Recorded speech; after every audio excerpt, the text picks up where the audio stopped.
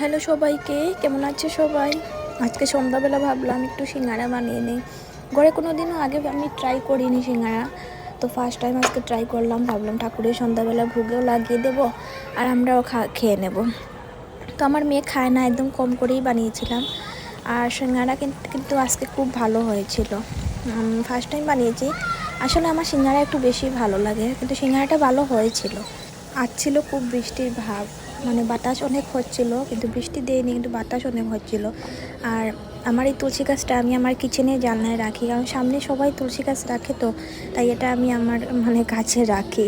আর হঠাৎ এই বাতাসে এই তুলসী গাছটা হয়তো সুন্দর লাগছিল, পাতাগুলো লড়ছিল, একটু আমি ভিডিও করে নিয়েছিলাম।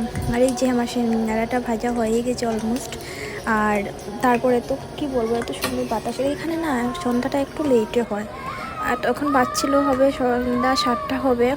আর বাইরের অবস্থা তোমরা দেখতে পাচ্ছ, এখন একটু একটু আলো আছে। আর আমি এখানে দাঁড়িয়ে দাঁড়িয়ে, বাতাসটা আমার খুব ভালো লাগছিলো, তাই একটু দাঁড়িয়ে দাঁড়িয়ে এখানে ছিলাম আর একটু ভিডিও করে নিয়েছিলাম। তারপরে এই যে আমার সিঙ্গারাটা পুরো রেডি হয়ে গেছে। তারপর আমি ঠাকুরকে ভোগ লাগিয়ে আমরাও খেয়ে নিয়েছিলাম।